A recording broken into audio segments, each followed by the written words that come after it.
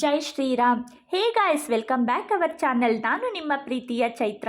ಇವತ್ತು ನಮ್ಮ cooking ಗ್ಯಾಲರಿಗೆ add on ಆಗ್ತಾ ಇರೋ ರೆಸಿಪಿ ಬಂದ್ಬಿಟ್ಟು ಇವತ್ತು ನಾನು ಮಂಡಕ್ಕಿ ತಿಂಡಿನ ಮಾಡಬೇಕು ಅಂತ ಅಂದ್ಕೊಂಡಿದ್ದೀನಿ. ತುಂಬಾ ಈಸಿಯಾಗಿ, ತುಂಬ ಟೈಮ್ ಕಡಿಮೆ ಇರುವಾಗ ಕ್ವಿಕ್ಕಾಗಿ ನಾವು ಮಾಡ್ಬೋದಾದಂತಹ ಬ್ರೇಕ್ಫಾಸ್ಟ್ ಇದು.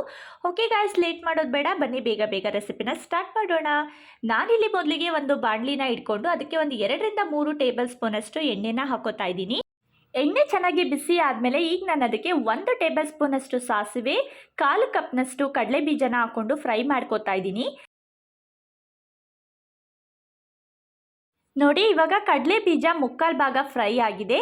ಈಗ ನಾನು ಇದಕ್ಕೆ 2 ಟೇಬಲ್ ಸ್ಪೂನಷ್ಟು ಕಡಲೆಬೇಳೆ, 1 ಟೇಬಲ್ ಸ್ಪೂನ್ ಉದ್ದಿನಬೇಳೆ, ಅರ್ಧ ಟೇಬಲ್ ಸ್ಪೂನ್ ಜೀರಿಗೆ, ಸ್ವಲ್ಪ ಕರ್ಬೇವು ಸೊಪ್ಪನ್ನ ಹಾಕ್ಕೊಂಡು ಇದನ್ನು ಚೆನ್ನಾಗಿ ಫ್ರೈ ಮಾಡ್ಕೊಳ್ಳೋಣ. ಕರ್ಬೇವು ಸೊಪ್ಪೆಲ್ಲ ಕಂಪ್ಲೀಟಾಗಿ ಫ್ರೈ ಆದಮೇಲೆ ಈಗ ನಾನು ಇದಕ್ಕೆ 7-8 ಹಸಿರು ಮೆಣಸಿನ್ಕಾಯಿನ ಹಾಕೋತಾ ಇದ್ದೀನಿ.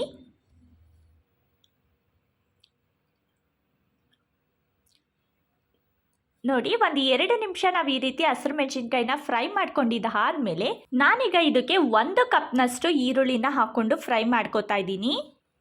ನೋಡಿ, ಇವಾಗ ಈರುಳ್ಳಿ ಕಂಪ್ಲೀಟಾಗಿ ಫ್ರೈ ಆಗಿದೆ. ನೆಕ್ಸ್ಟ್ ನಾನೀಗ ಇದಕ್ಕೆ 4-5 ಟೊಮ್ಯಾಟೊನ ಸಣ್ಣದಾಗಿ ಈ ರೀತಿ ಹೆಚ್ಕೊಂಡು ಹಾಕೋತಾ ಇದ್ದೀನಿ. ಟೊಮ್ಯಾಟೊ ಚೆನ್ನಾಗಿ ಸಾಫ್ಟ್ ಆಗೋವರೆಗೂ ನಾವು ಈ ರೀತಿ ಫ್ರೈ ಮಾಡ್ಕೋತಾ ಇರಬೇಕು. ನೋಡಿ, ಟೊಮ್ಯಾಟೊ ಈಗ ಅರ್ಧ ಭಾಗ ಫ್ರೈ ಆಗಿದೆ. ಈಗ ನಾನು ಇದಕ್ಕೆ ಅರ್ಧ ಟೇಬಲ್ ಸ್ಪೂನ್ ಅಷ್ಟು ಅರಿಶಿನ ಪುಡಿ, ರುಚಿಗೆ ತಕ್ಕಷ್ಟು ಉಪ್ಪನ್ನ ಹಾಕ್ಕೊಂಡು ಚೆನ್ನಾಗಿ ಫ್ರೈ ಮಾಡ್ಕೊತೀನಿ.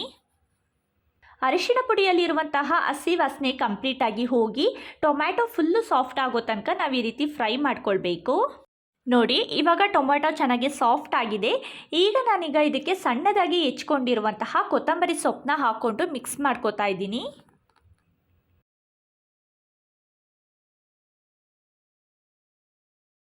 ಕೊತ್ತಂಬರಿ ಸೊಪ್ಪನ್ನ 10 ಸೆಕೆಂಡು ಈ ರೀತಿ ಬಾಡಿಸ್ಕೊಂಡ ಮೇಲೆ ನೆಕ್ಸ್ಟ್ ನಾನು ಇವಾಗ ನೆನೆಸಿರುವಂತಹ ಗಟ್ಟಿ ಮಂಡಕ್ಕಿನ ಹಾಕೋತಾ ಇದ್ದೀನಿ.